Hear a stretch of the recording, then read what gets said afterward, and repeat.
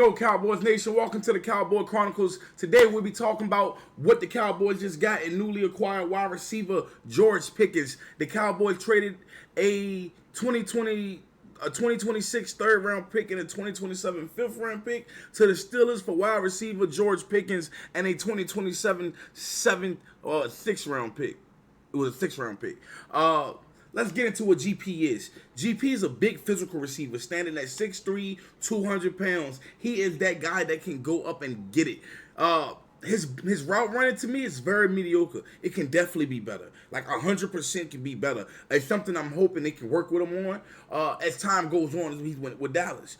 His route running to me is very basic. Very basic. He run nothing but go routes, slants, and posts. Very basic. But a beauty for him is being next to CD Big Money Lamb. He's going to get more. He's going to get more targets this year. He's going to be that guy that has to be able to help us. Because can't nobody guard CD Lamb one-on-one. Argue with your mama, bitch. I said what I said. Argue with your mama. CD Lamb is probably, if not the number one, but the number two best wide receiver in the league. But that's a conversation for another time. George Pickens was drafted back in 2022, and in those 3 years, he was able to accumulate 2,841 yards, 12 touchdowns, averaging 16.3 yards per catch, with 2023 being his best year with 1,140 yards and 5 touchdowns, and averaging 18.1 yards per catch. Although the stats may not seem too spectacular, let's remember he did this with Kenny Pickett under center, Mason Rudolph under center, Justin Fields, and Russell Wilson. He haven't had a consistent quarterback play since being drafted into the league. And although there's a lot I like about him, his YN attitude needs to be controlled. Last thing we need is a good touchdown from newly running back Jaden Blue, and it's called back because George Pickens over there thinking he in WWE. Nah, for real. I ain't got time for that. But on the bright side, he is one of those other players aside Justin Jefferson that averaged 15 yards per catch all of the last 3 seasons. Let's see if he can keep that streak alive this year. I heard a lot about him being good and aggressive in run blocking. I did some research on that. I didn't see a lot in this footage. To be honest, when I looked at his running block, and I seen a lot of loafing, a lot of him just standing still. But when he did block, it seemed to be on quarterback design runs. Let's be real here. Ain't no quarterback. Dak Prescott not doing no quarterback draws. Like, come the fuck on. Dak Prescott is not running the ball. So we're gonna need him to actually block when the running back is actually using the ball. One thing I noticed about GP that I don't like is sometimes he get into one of those moves and he don't show up. This is what someone said about him earlier when I was listening to the NFL.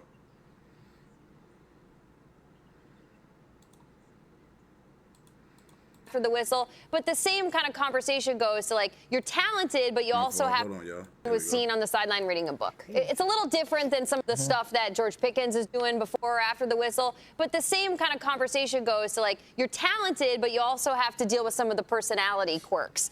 When a guy is producing, do you care that much? Like, the Cowboys are going to have to deal with with some of the stuff that Pickens brings to the table. What do you make of what Pickens does sometimes on and off the field during a game, and relate it to maybe how the A.J. Brown stuff unfolded? I think it's a fine line with what you accept, because from a guy that's producing, for sure, but what is not going to cost us in those moments of where if you're having tantrums, if stuff ain't happening the way you want it to happen, like how are you going to address yourself? Because it has to be 50-50. You have the player, you got to have those conversations though. Like you got to get responsible on taking care of, having those hard conversations. And if you don't, it'll show up in a big way, and you don't like those odds, because it be the NFC Championship game when all that stuff come out, and then you lose a game because people not as disciplined, or you knew something was going to catch us if we didn't address it, and it catch you at the wrong time. So I just say that you got to make sure that you just deal with it, because I can deal with a guy that take care of his business on the field, and you might need to help him just a little bit, because we all need help. And so I think that if you take care of that, hey, don't be scared. Just go out there and do it. Yeah, and that's pretty much spot on for me, for real. Pretty much spot on. He has to be ready to play football though. This is not a place where I feel like it has to be accepted because this is the NFL. Like, it's here to play football. We don't got time to get dumb flags. I mean, obviously every wide receiver got their moments where they I gotta be a crybaby. Whatever. Y'all get paid $1 million for this shit. Play the game. Play the game. Very simple.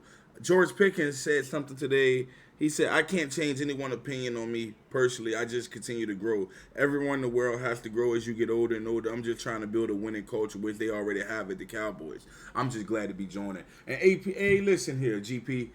We glad to have you. Again, this is the Cowboy Chronicles and another episode. And we hope that to see you again. Love you.